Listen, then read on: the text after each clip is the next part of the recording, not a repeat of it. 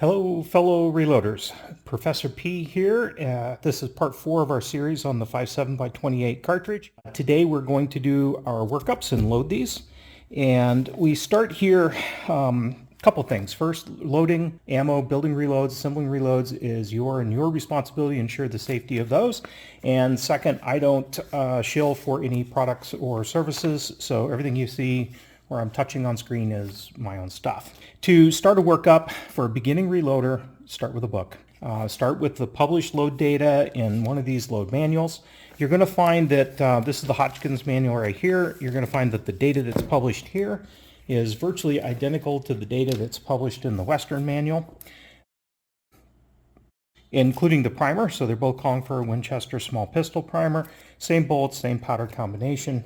This does have a nice paragraph here talking about the cartridge and some warnings about doing your workup by 1/10 of a grain at a time. Notice this does have pressures in it as well as the Hodgkin's manual. And what that tells you typically is they used a test rig and not an actual firearm. So they used a barrel that was designed with a piezoelectric sensor in it to get the pressures here. That's important when you're looking across manuals. It's hard to get actual pressures out of a real firearm. So something to think about there. The other manual I have here is the Lyman, and our 40 grain jacketed VMAX is right here. One of the advantages of the Lyman, of course, it tells you exactly which projectiles they used.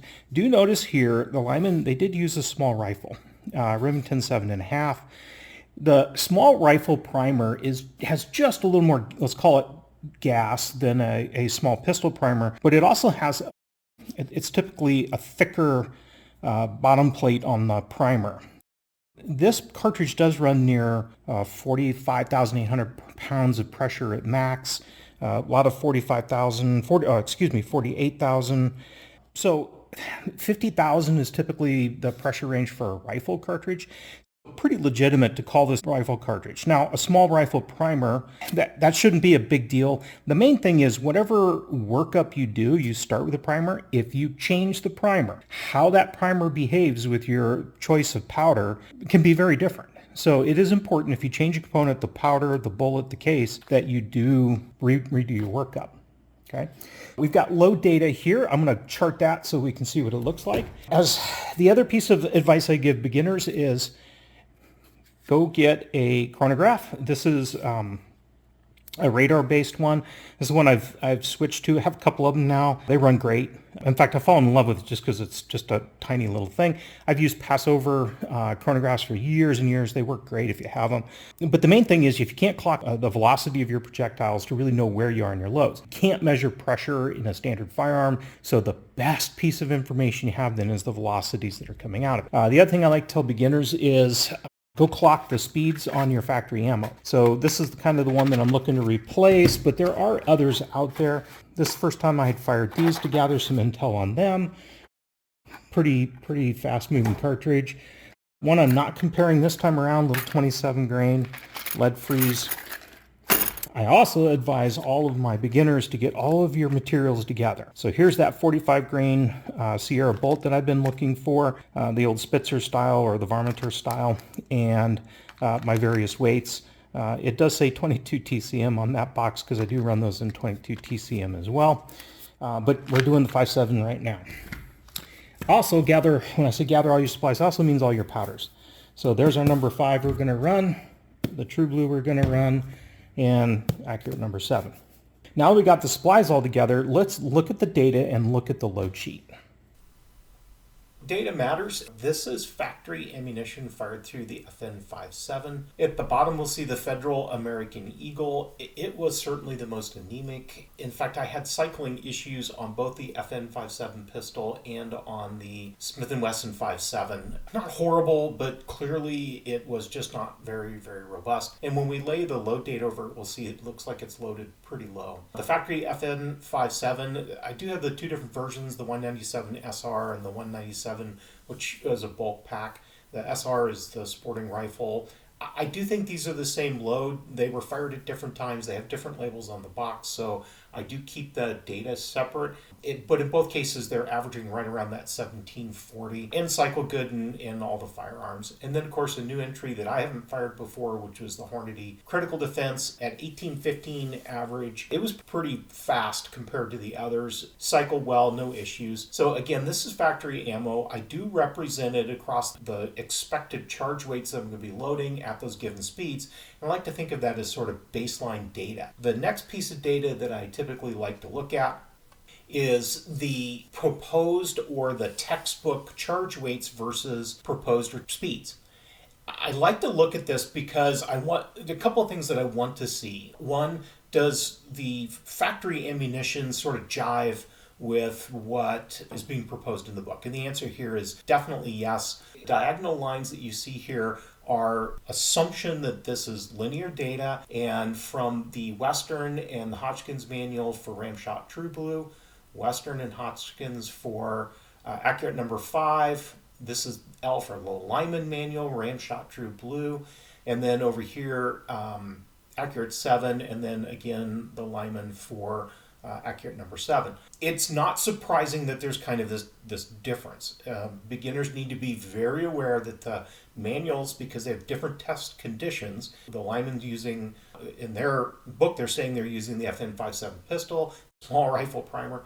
That can introduce this kind of difference that you see here. I like to think of this as my baseline data. And then when we load and we actually shoot, we'll drop over the top of this background where we actually land. This also does give me some frame of reference as to how much charge I will need to get to where the factory ammo I'm trying to replicate or do better than actually lies. I did represent those as the linear equations on here, where the slope of the line tells me sort of the relative speed of the powder. And you can actually see that pretty visibly here, where the fastest powder has the steeper line or the highest slope numbers, and the slowest powder over here, in terms of burn rate, the accurate number 7 has the lowest slope number or a flatter line. I also do shoot that factory ammo through carbine length, which helps me sort of see where those are, but there's no textbook numbers that go with that. So we'll just keep that for reference data. And then I do work up a test load data sheet. What you'll see on the left, of course, of the various projectiles. I am looking mostly at the 40 grain VMAX. That's kind of the primary point of the test. I do have enough cases this time around to run a couple of others, so I do want to go ahead and get my baselines on the 45 grain Sierra and the 35 grain VMAX as well. This is the textbook in this theory. Reality can be very, very different. All the real world conditions will make this look very, very different. Given the theory, which is what you're looking at, we're going to go load these and then we'll go shoot them and see what they look like. This is our powder drop device, or sometimes they call it a powder measure. This is an older one. They make newer ones that slightly improved adjustment down here. They all do essentially the same thing, dropping a volume of powder, which is, believe it or not, what these were for back in the day. And all it is an infinite number of these old cups. If you started reloading many, many years ago, you had a set of cups instead of a powder measure. But again, this is like having an infinite number of them. I am going to load up this accurate number 5 first. Word of warning that I always give all my beginners: one powder and only one powder open on the bench at a time. That powder is completely cleaned up before you open another powder. Let's get set up here. What we are going to do with this is we are going to set this to dispense about 0.1 or 0.2 grains below our target quantity each time. And the reason we're going to do that is we're going to use the powder trickler, which is this wonderful device right here, to top off our powder and get it exactly to where we want it. This is the old school way before people spent $400 to $800 on a nice scale that has the trickler and everything built in. After you calibrate the scale, you should have, hopefully, some check weights. And different brands, I like them that come in the grain weights. I like to check my scale against roughly the grain weights are going to be loading.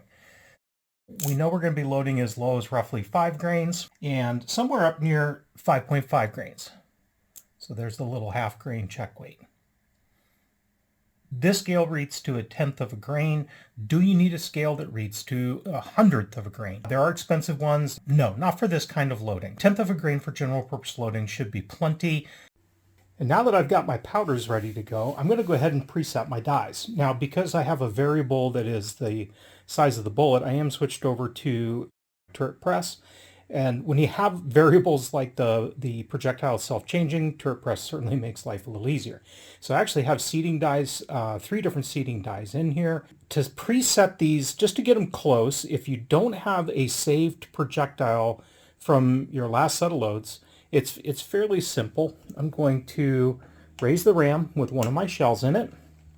And this die is just started. I'm just going to make sure my seating stem is loose, if not removed completely. I'm just going to make it loose. And I'm going to turn the body of the die down just until I feel it make contact with the shell. I'm going to back it off, half a turn or so, maybe a little bit more. And then lock my ring down. Nice and snug. Again, these are not strength contests, just needs to be snug. I'm going to leave my post up. That way we are ready with our first powdered round. We can go ahead and set the depth. Now, everybody has a favorite way of priming cases. Sometimes folks prime them all in advance. Sometimes they like to use a little hand primer. There are primer dispensing systems that can go on here. I do use one of those, but just not on this machine. I do prefer to do it on the press on an ammo like this. So primer went in, shell went in, give it a little push, and you can feel it hit bottom